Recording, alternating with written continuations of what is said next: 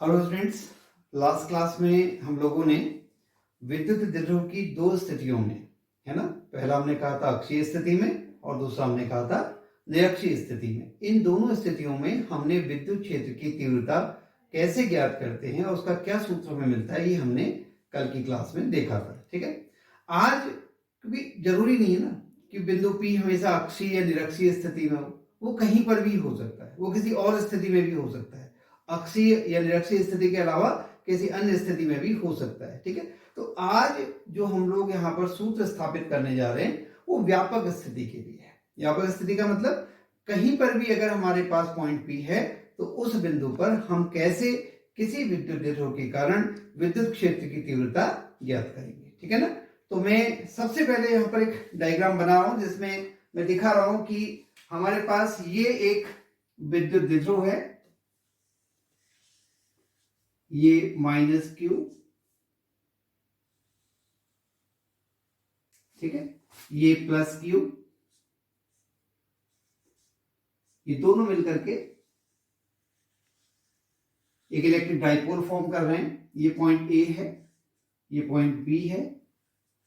ठीक है, मान लीजिए इनके बीच की जो दूरी है, ये दूरी कितनी है, 2L है।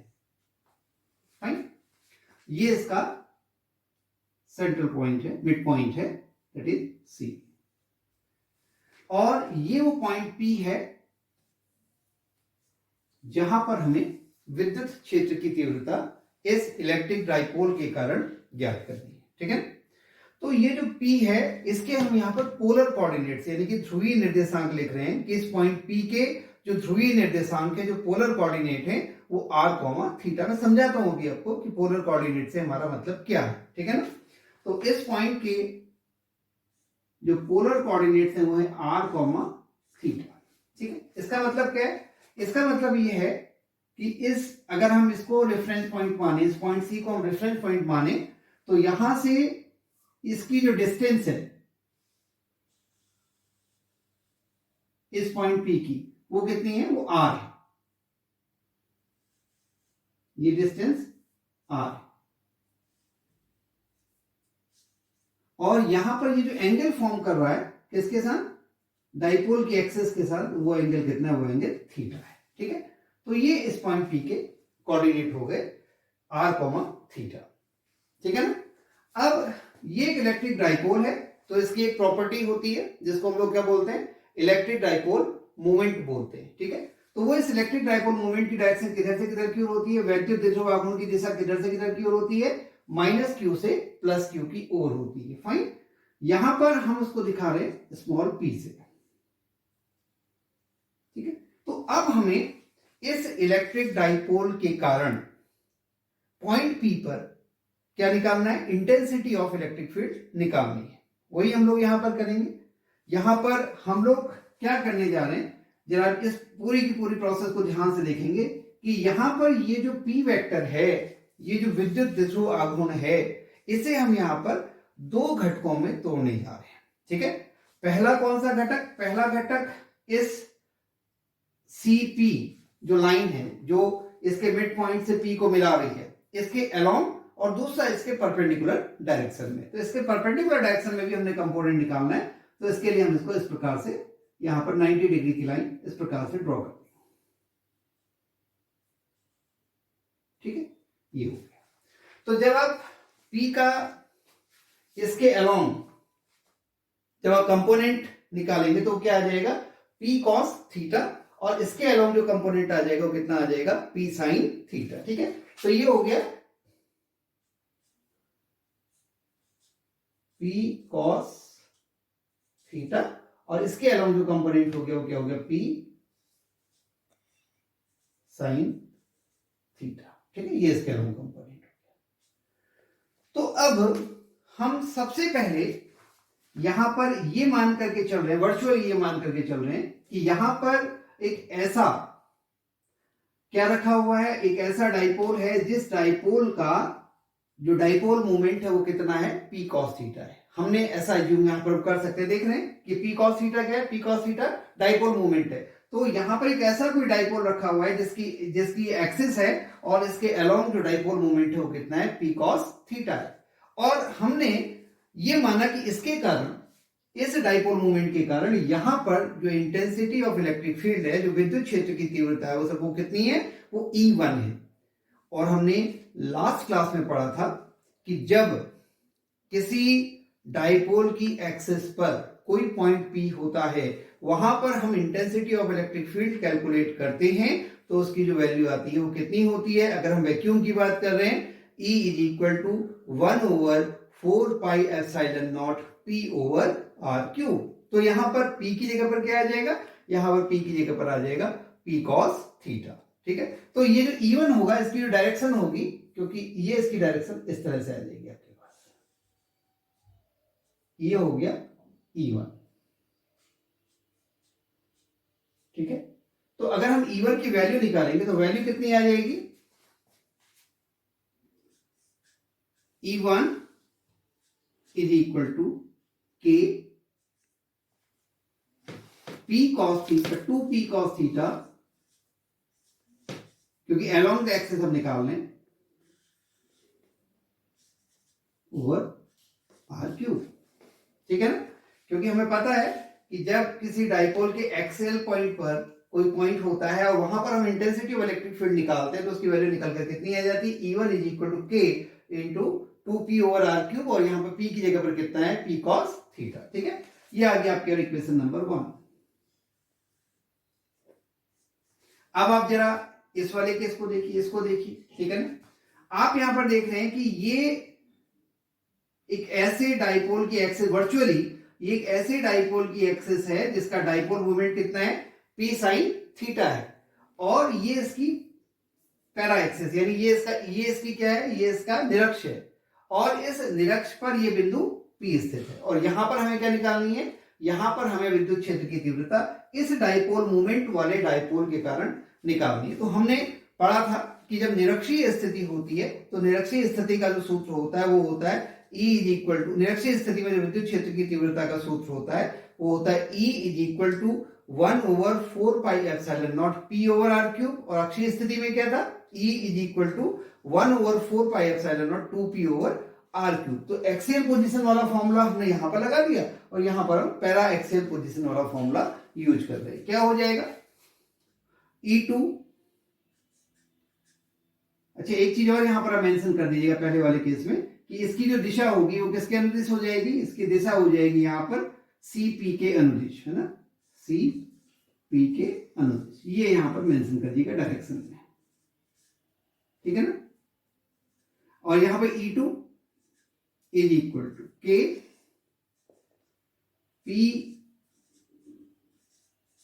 sin theta over R cube, ये किसके अलोंग है।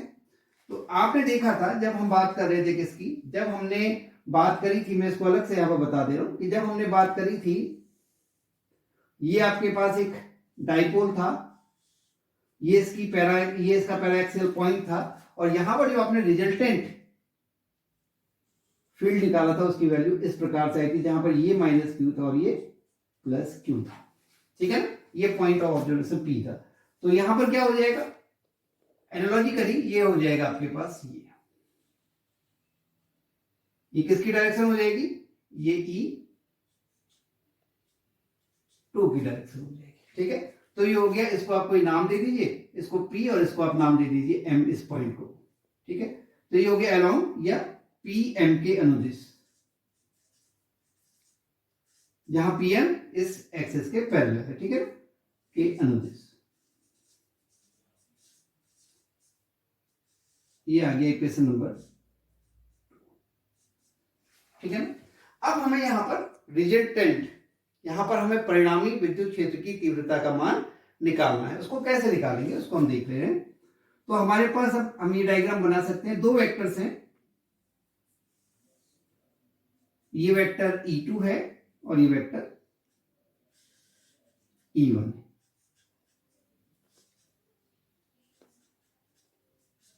आप जानते हैं कहीं पर भी अगर ऐसी स्थिति होती है तो उसका जो रिजल्टेंट होता है वो समांतर चतुर्भुज के नियम से हम निकाल सकते हैं और वो इस प्रकार से निकलता है। क्या वैल्यू होगी उसकी, अगर हम इसको वेक्टर ई माने तो उसका मैग्नीट्यूड क्या होगा, इसका मैग्नीट्यूड होगा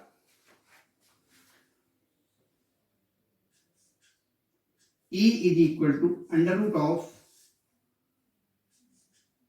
E1 square plus E2 square. ठीक है ना। अब हम यहां पर E1 और E2 की वैल्यूज को रखकर इसको सॉल्व करेंगे। ठीक है, तो वैल्यूज रखते हैं इज इक्वल टू E1 की वैल्यू देखेंगे, इसका स्क्वायर करेंगे तो ये हो जाएगा K into 2P cos theta over R cube का होल स्क्वायर प्लस ये हो जाएगा K P sin theta over R cube का होल स्क्वायर और ये ब्रैकेट क्लोज कर दीजिए। ठीक है ना, स्क्वायर ब्रैकेट क्लोज कर दीजिए। अब आप देखें यहां पर जब आप इसका स्क्वायर खोलेंगे तो एक K स्क्वायर हो जाएगा, ये 4P स्क्वायर हो जाएगा, ये आपके पास R⁴ हो जाएगा, ऐसे ये। तो जब आप इसको बाहर अगर आप लेंगे तो क्या क्या चीजें बाहर निकल करके आ जाएंगी, स्क्वायर रूट लेने के पश्चात K बाहर आ जाएगा, P ओवर R³ बाहर आ जाएगा। ठीक है ना, और इसी प्रकार से यहां पे भी K और P और R³ ये चीजें निकलकर कॉमन निकल करके बाहर आ जाएंगी। तो ये आ जाएगा आपके पास E is equal to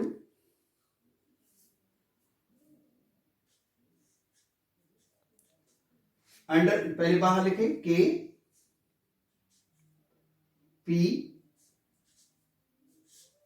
over R³।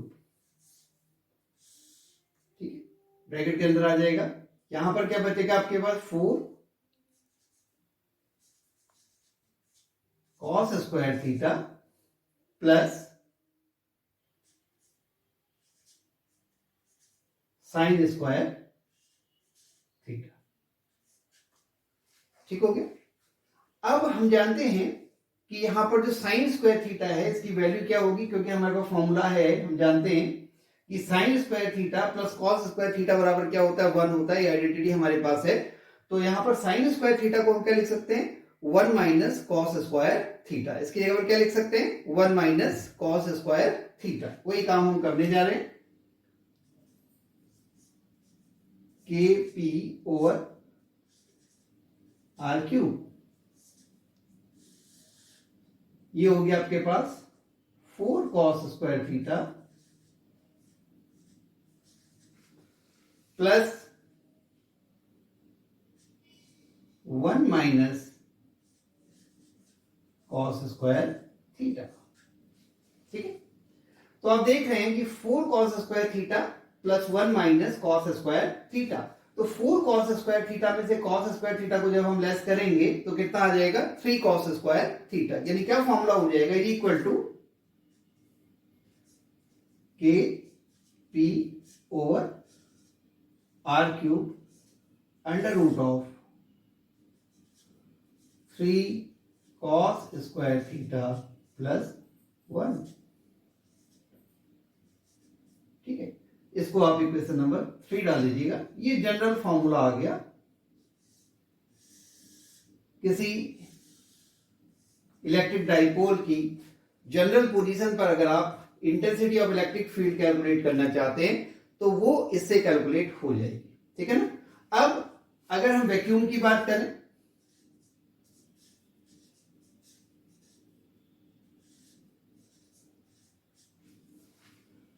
तो निर्वात में K इज इक्वल टू 1 ओवर 4 पाई एप्सिलॉन नॉट। तो ये फॉर्मूला क्या हो जाएगा, E इज इक्वल टू 1 ओवर 4 pi epsilon not P over R³ under root of 3 cos square theta plus 1।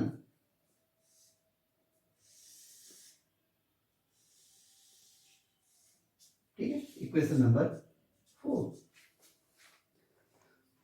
अगर किसी और मीडियम में है, कोई मीडियम अगर और है, यानी कोई और मीडियम है, निर्वात नहीं है, कोई अन्य परावर्तित माध्यम है, अन्य माध्यम के लिए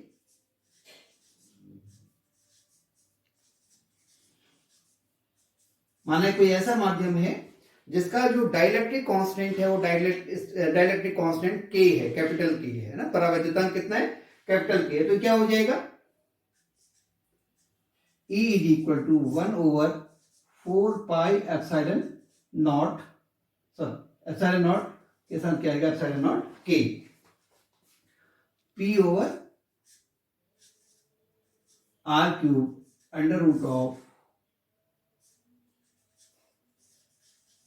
√3 cos स्क्वायर थीटा प्लस 1, है ना, दिस इक्वेशन नंबर 5। ठीक है, तो जो यहां पर हमने, मैं इसको क्विकली यहां पर रिवाइज कर रहा हूं, हमने यहां पर किसी डाइपोल के लिए किसी भी, अभी पॉइंट P यहां कहीं पर भी हो सकता है, ठीक है ना। अब ये जरूरी नहीं कि पॉइंट यहां पर है या यहां पर है, ये पॉइंट कहीं पर भी हो सकता है, और ये हमारे पास जनरल फॉर्मूला आ गया। हमें जनरल फॉर्मूले की मदद से किसी भी पॉइंट पर स्थित या किसी भी पॉइंट पर हम लोग जो resultant intensity of electric field है due to this electric dipole वो कैलकुलेट कर सकते हैं। ठीक है, क्विकली रिवाइज कर रहा हूं। ठीक है, पॉइंट P है, ठीक, यहां पर आपके पास क्या था, यहां पर इधर से इधर की ओर जो डाइपोल मूवमेंट था वो कितना था, P था। उसको हमने दो कंपोनेंट्स में रिजॉल्व कर लिया, पहला अलोंग दिस लाइन और दूसरा परपेंडिकुलर टू दिस लाइन। ठीक है, मतलब अलोंग दिस लाइन। तो ये कंपोनेंट क्या आ गया, P cos थीटा और P sin थीटा। मैंने कहा कि यहां पर वर्चुअली हम ये मान सकते हैं कि यहां पर एक ऐसा डाइपोल है जिसका डाइपोल मोमेंट कितना है, P cos थीटा है, और उसके लिए हम किसकी वैल्यू निकाल लेंगे, इलेक्ट्रिक फील्ड की वैल्यू पॉइंट P पर निकाल लेंगे। इसके लिए हम ये मान सकते हैं कि वर्चुअली हम मान सकते हैं कि यहां पर एक ऐसा डाइपोल है जिसका डाइपोल मोमेंट कितना है, P sin थीटा है, उसके कारण से हम यहाँ पे इंटेंसिटी ऑफ इलेक्ट्रिक फील्ड निकाल देंगे। ये दोनों एक दूसरे के परपेंडिकुलर हैं। ठीक है, तो यहाँ पर रिजल्टेंट इंटेंसिटी निकालने के लिए हम E is equal to √E1² plus E2² इसका इस्तेमाल करेंगे, इसको सॉल्व करेंगे, और यहाँ पर साइन स्क्वायर थीटा की जगह पर हम क्या रख लेंगे, 1 माइनस कॉस स्क्वायर थीटा। तो हमारे पास ये फॉर्मूला निकल करके आ जाएगा। अगर वैक्यूम में मीडियम तो फॉर्मूला ये हो जाएगा, और मीडियम वैक्यूम के अलावा कोई और डाइलेक्ट्रिक मीडियम में तो फॉर्मूला इस फॉर्म में हमारे पास आएगा।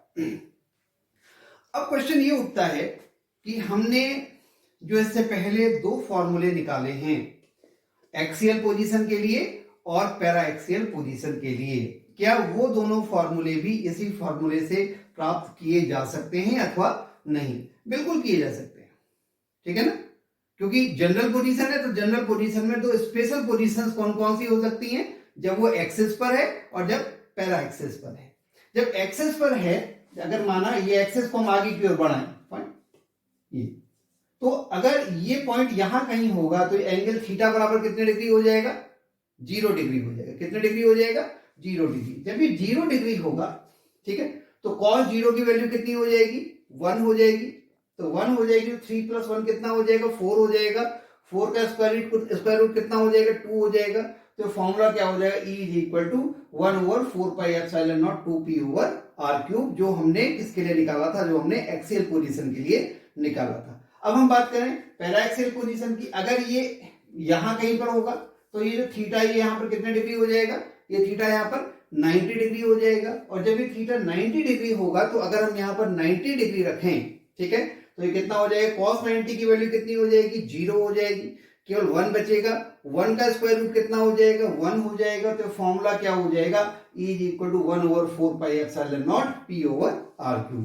तो इस तरह से पहले वाले जो दोनों के दोनों सूत्र हैं वो इसी जनरल फॉर्मूले के दो स्पेशल केस हैं। तो ठीक है बच्चों, तो यहां पर हमने ये जाना कि कैसे किसी डाइपोल की जनरल पोजीशन पर हम intensity of electric field calculate कर सकते हैं।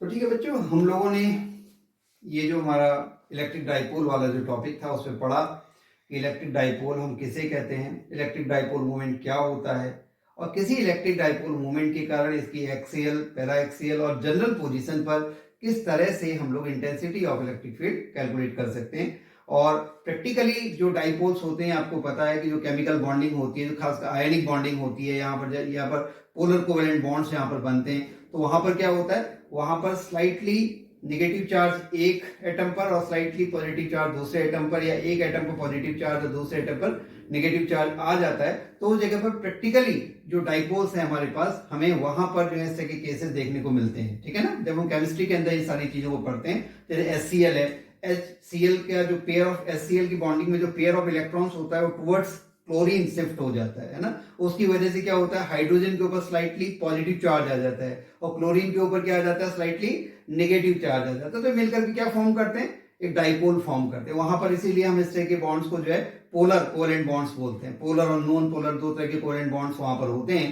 तो वो पोलर बॉन्ड्स वही होते हैं जिनमें जो पेयर ऑफ इलेक्ट्रॉन्स है, जो शेयरिंग पेयर है, वो शिफ्ट हो जाता है किसी एक एटम की तरफ, जिससे उस पर स्लाइटली नेगेटिव चार्ज आ जाता है और दूसरे पर स्लाइटली पॉजिटिव चार्ज आ जाता है। ठीक है, तो नेक्स्ट क्लास में हम एक और डेरिवेशन लेकर आपके सामने आएंगे, जिसमें हम लोग बात करेंगे कि अगर किसी यूनिफॉर्म इलेक्ट्रिक फील्ड में हमारे पास एक डाइपोल रखा हुआ है तो वो किस तरह से बिहेव करता है ना, उसकी क्या टेंडेंसी होती है, उसको लेकर के हम लोग नेक्स्ट लेक्चर में बात करेंगे। ठीक है बच्चों, तो इसको ध्यान से करिएगा, बोर्ड एग्जामिनेशन के लेकर के ये बहुत ही इंपॉर्टेंट टॉपिक है।